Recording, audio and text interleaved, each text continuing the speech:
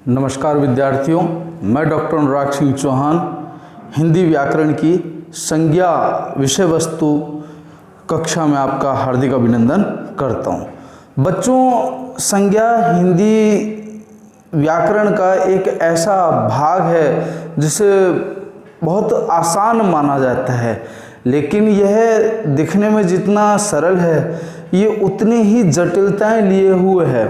वस्तुतः जो चीज़ हमें जितनी आसान लगती है वह उतनी आसान होती नहीं है। उसमें कई ऐसे प्रश्न बनते हैं जिन प्रश्नों में प्रायः हमारी संभावनाएं गलत सिद्ध होती हैं। तो संज्ञा भी उन्हीं में से एक व्याकरण की विषय वस्तु है। इसके बारे में बात करते हैं। संज्ञा क्या है, संज्ञा के क्या भेद हैं और किस प्रकार से संज्ञा की पहचान होती है, यही इस कालांश का प्रमुख ध्येय है। इसके प्रथम भाग में हम जानेंगे कि संज्ञा की विषय वस्तु किस प्रकार से है, उसका स्वरूप क्या है। तो संज्ञा मूलतः अपन एक चीज़ ये कहते हैं, व्यक्ति, स्थान, जाति वगैरह इन सब के नाम को संज्ञा माना जाता है। ये हम बचपन से सुनते आए हैं। लेकिन इसके रूप किस प्रकार से, एक तो इसके परंपरागत रूप है, एक इसका आधुनिक रूप है। परंपरागत रूप में क्या क्या आता है और आधुनिक रूप में क्या क्या आता है, उससे पहले संज्ञा की एक परिभाषा जो कि मोटे मोटे तौर पर संज्ञा से हमारा परिचय कराती है कि वस्तु, स्थान, व्यक्ति व भाव के नाम को संज्ञा कहा जाता है। ये इसकी परिभाषा है। इसके उदाहरण पे हम अभी आ रहे हैं। संज्ञा के जो रूप हैं वो दो हैं, परंपरागत रूप जिसके अंदर कुल 5 और आधुनिक जिसमें कुल 3। परंपरागत रूप है जातिवाचक, व्यक्तिवाचक, भाववाचक, समूहवाचक एवं द्रव्यवाचक। और वहीं आधुनिक रूप जो इसके 3 हैं वह है जातिवाचक, भाववाचक एवं द्रव्यवाचक। प्रश्न यह भी बनता है कि इसके परंपरागत रूप की संख्या बताइए। अब प्रश्न यह भी बनता है इसके आधुनिक रूप की संख्या बताइए। तो ये ध्यान देने योग्य बात है कि संज्ञा को मूलतः 2 रूपों में बांटा गया है, एक परंपरागत और एक आधुनिक। अब बात करते हैं हम इसकी परिभाषा के संदर्भ में। जैसा कि अभी हमने बात की कि वस्तु, स्थान, व्यक्ति व भाव के नाम को संज्ञा कहा जाता है। उदाहरण है सीता, राम, सीकर, बुराई और मकान। अब इसका विश्लेषण देखिए। सीकर एक स्थान है, सीता और राम एक व्यक्ति है, बुराई एक भाव है और मकान एक वस्तु है।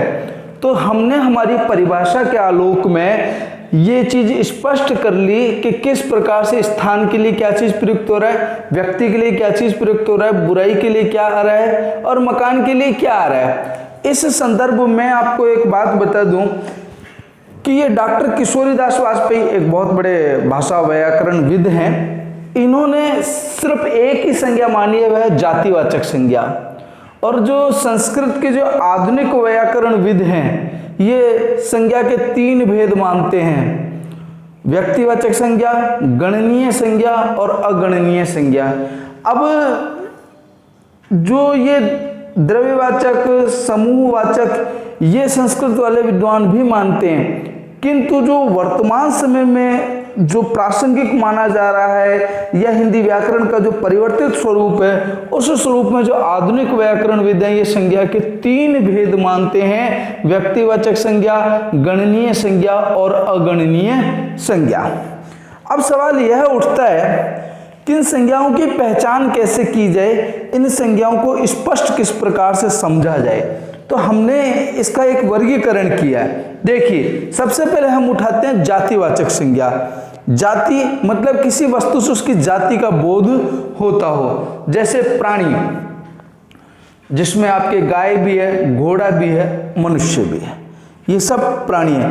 मनुष्य में आपके स्त्री, पुरुष, बालक, बालिका, युवा, प्रौढ़, वृद्ध सब आ जाएंगे। स्थान में नदी, पहाड़, गांव, विद्यालय और शहर।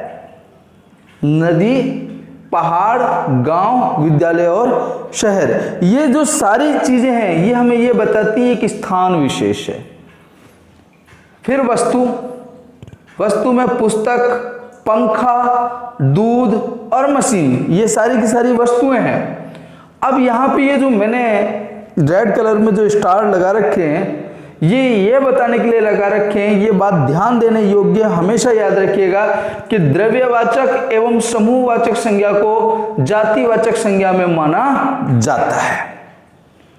और अपन ने इसके दो भेद भी हमने वर्गीकरण किए कि इन भेद में क्या आता है। समूहवाचक, ध्यान रखिए जहां पर दो या दो से अधिक व्यक्ति एकत्रित होते हैं उनको हम संज्ञा समुदाय मानते हैं, वे समूह के नाम से जाने जाते हैं, जिसमें संघ, सभा, सेना, गिरोह, वर्ग, परिवार, गुच्छा एवं झुंड आदि आते हैं। ये हमें दो या दो से अधिक लोगों का बोध करा रहे हैं, इसलिए इन्हें हम समूह के नाम से जानते हैं। फिर है द्रव्यवाचक। देखो बच्चों, द्रव्यवाचक की एक विशेषता है कि ये अगणनीय होते हैं, ढेर के रूप में इनको अपन काउंट करते हैं। कि जैसे चीनी है, चीनी वैसे तो हम बोल सकते हैं कि 2 किलो दे दीजिए, 1 किलो दे दीजिए, लेकिन उसमें चीनी है कितनी, चीनी के कण कितने, उसको हम ढेर के रूप में हम मानते हैं। तो ये देखिएगा, तेल, पानी, घी, मिट्टी, लोहा, सब्जी, चीनी, आटा, ये सारे के सारे क्या हैं, द्रव्यवाचक हैं। और द्रव्यवाचक में बच्चों जो इनकी प्रकृति होती है वो प्रकृति क्या है, तरल भी है, ठोस भी है, धातु भी है, अधातु भी है और पदार्थ भी है। ये सारे के सारे अगणनीय माने जाते हैं और ये द्रव्यवाचक के अंतर्गत आते हैं। तो ये द्रव्यवाचक और समूहवाचक, इनका जो उद्गम स्रोत माना जाता है बेटाओं, वो माना जाता है किसके अंतर्गत, जातिवाचक संज्ञा में माना जाता है। और ये जातिवाचक संज्ञा के प्रारूप हैं। अब आगामी जो कालांश होगा, उस आगामी कालांश में हम इन सारे भेदों का हम विश्लेषण करेंगे कि ये किस प्रकार से है। धन्यवाद।